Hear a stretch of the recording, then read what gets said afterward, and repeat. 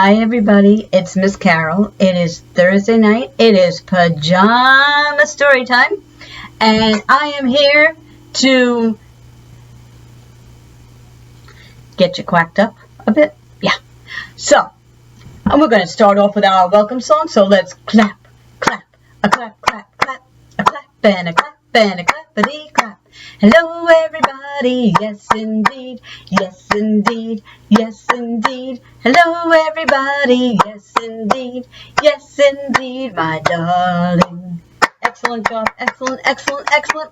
All right now, do you guys think you can go upside down?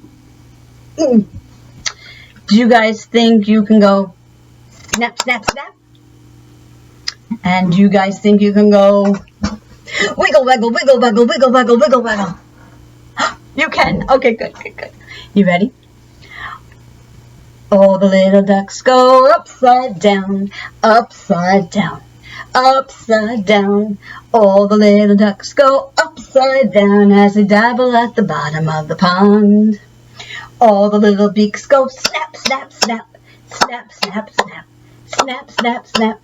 All the little beaks go snap, snap, snap as dabble at the bottom of the pond. You ready? All the little tails go wiggle, wiggle, wiggle, wiggle, wiggle, wiggle, wiggle, wiggle, wiggle. All the little tails go wiggle, wiggle, wiggle as they dabble at the bottom of the pond. Did you like that one? Wasn't that silly? Well, if you think that was silly, wait until you meet Silly Tilly. Silly Tilly by Eileen Spinelli. Silly Tilly is brought to you today by Marshall Cavendish Children. New one. Tilly was a silly goose, a daffy down and dilly goose, who took her bath in apple juice. She wore a pancake as a hat. She tried to ride the farmer's cat. She kissed a frog. Imagine that. Tilly liked to tickle frogs and kick a pickle to the hogs and hop on top of soggy logs, playing a banjo. She combed her feathers with a rake. She sailed Pig's pail across the lake. She sat on Rooster's birthday cake. That's silly. One day, her friend said, "That's enough. Enough of all your silly stuff." The barnyard voices sounded gruff. No more naps in Scarecrow's pants. No packing Piglet off to France. No yodels at the harvest dance. The weeks went by, and Tilly Goose stopped being such a silly goose. Good job, said Cousin Billy Goose. She doesn't look happy at all. It happened, though, that Hedda Hen remarked, "I haven't laughed since when? Since Tilly chased the garbage man." She stole their truck. "Since Tilly sneezed," said Harvey Goat, "and blew the fleas off Farmer's coat, and set his underwear afloat."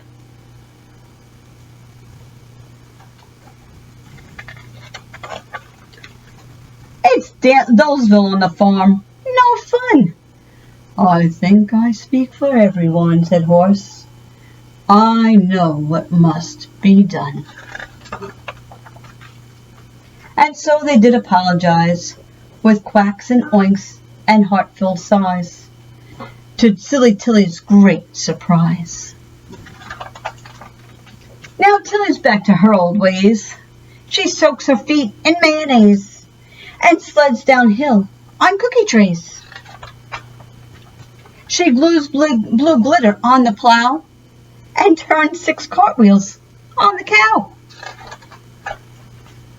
and all the farm is happy now. The end. She's upside down. All right. Did you guys like that one? Well, I'm so glad. Okay, so now what we're going to do is we have to have a feather on our back. So can you put a feather on your back? And can you go, well, just do one hand. Quack, quack, quack, quack, quack, quack. Oh, you can do that. And can you wibble, wobble, wibble, wobble, wibble, wobble, wibble, wobble? It's not very easy to say, I'll tell you that much. All right. 6 little ducks that I once knew. Fat ones, skinny ones, pale ones too. But the one little duck with the feather on his back, he led the others with a quack, quack, quack. A quack, quack, quack. A quack, quack, quack. He led the others with a quack, quack, quack. Down to the river they would go, wibble wobble to and fro. But the one little duck with the feather on his back, he led the others with a quack, quack, quack. Quack, quack, quack. Quack, quack, quack. He led the others with a quack, quack, quack. A quack, quack, quack. A quack, quack, quack. He led the others with a quack, quack, quack. Back from the river they would come, wibble wobble, hum, hum, ho. But the one little duck with the feather on his back, he led the others with a quack, quack, quack. A quack, quack, quack. A quack, quack, quack. He led the others with a quack, quack, quack. All right, I had that was a silly song too, but yeah, I love these silly songs. All right, now I have another story. And this one is called Make Way for Ducklings, and it's by Robert McCloskey. And it's brought to you today by Viking Press. Mr. and Mrs. Mallard were looking for a place to live. But every time Mr. Mallard saw what looked like a nice place, Mrs. Mallard said it was no good. There were sure to be foxes in the woods or turtles in the water, and she was not going to raise a family where there might be foxes or turtles. So they flew on and on. When they got to Boston, they felt too tired to fly any further. There was a nice pond in the public gardens with a little island in it. The very place to spend the night, quacked Mr. Mallard. So down they flapped. Next morning they fished for their breakfast in the mud at the bottom of the pond. But they didn't find much. Just as they were getting ready to start on their way, a strange, enormous bird came by. It was pushing a boat full of people, and there was a man sitting on its back. "Good morning, Mr. Quack, Mr. Mallard," being polite. The big bird was too proud to answer, but the people on the boat threw peanuts into the water, so the mallards followed them all round the pond and got another breakfast, better than the first. "I like this place," said Mrs. Mallard as they climbed out of the bank and waddled along. "Why don't we build a nest and raise our ducklings right in this pond? There are no foxes and no turtles, and the people feed us peanuts. What could be better?" "Good," said Mr. Mallard, delighted that at last Mrs. Mallard had found a place that suited her. But "Look out!" squawked Mrs. Mallard, all of a dither. "You'll get run over." And when she got her breath, she added, "This is no place for babies, with all those horrid things rushing about. We'll have to look somewhere else." So they flew over Beacon Hill and round the State House, but there was no place there. They looked in Louisburg Square, but there was no water to swim in. Then they flew over the Charles River. "This is better," quacked Mr. Mallard. "That island looks like a nice quiet place, and it's only a little way from the public garden." "Yes," said Mrs. Mallard, remembering the peanuts. "That looks like just the right place to hatch ducklings." So they chose a cozy spot among the bushes near the water and settled down to build their nest. and only just in time, for now they were beginning to molt. All their old wing feathers started to drop out, and they would not be able to fly again until the new ones grew in. But of course they could swim, and one day they swam over to the park on the riverbank, and there they met a policeman called Michael. Michael fed them peanuts, and after that the mallards called on Michael every day. After Mrs. Mallard had laid 8 eggs in the nest, she couldn't go to visit Michael anymore because she had to sit on the eggs to keep them warm. She moved off the nest only to get a drink of water or to have her lunch or to count the eggs and make sure they were all there. One day, the ducklings hatched out. First came Jack, then Cack, and then Lack, then Mack and Knack and Whack, and Pack and Quack. Mr. and Mrs. Mallard were bursting with pride. It was a great responsibility taking care of so many ducklings, and it kept them very busy. One day Mr. Mallard decided he'd like to take a trip to see what the rest of the river was like further on. So off he set. "I'll meet you in a week in the public garden," he quacked over his shoulder. "Take good care of the ducklings now." "Don't you worry," said Mrs. Mallard. "I know all about bringing up children." And she did. She taught them how to swim and dive. She taught them to walk in a line, to come when they were called, and to keep a safe distance from bikes and scooters and other things with wheels. When at last she felt perfectly satisfied with them, she said one morning, "Come along, children, follow me." Before you could wink an eyelash, Jack, Cack, Lack, Mack, Knack, Whack, Pack, and Quack fell into line just as they had been taught. Mrs. Mallard led the way into the water, and they swam behind her to the opposite bank. There they waded ashore and waddled along till they came to the highway. Uh-oh. This is not going to be good. Mrs. Mallard stepped out to cross the road. "Honk, honk!" went the horns on the speeding cars. "Quack!" said Mrs. Mallard as she tumbled back again. "Quack, quack, quack, quack, quack!" went Jack, Cack, Lack, Mack, Knack, Whack, Pack, and Quack, just as loud as their little quackers could quack. The cars kept speeding by and honking, and Mrs. Mallard and the ducklings kept right on quack, quack, quacking. They made such a noise that Michael came running, waving his arms and blowing his whistle. He planted himself in the center of the road, raised one hand to stop the traffic, and then beckoned with the other, the way policemen do, for Mrs. Mallard to cross over. There you go. As soon as Mrs. Mallard and the ducklings were safe on the other side and on their way down Mount Vernon Street, Michael rushed back to his police booth. He called Clancy at headquarters and said, "There's a family of ducks walking down the street." Clancy said, "Family of what?" "Ducks!" yelled Michael. "Send a police car, quick!"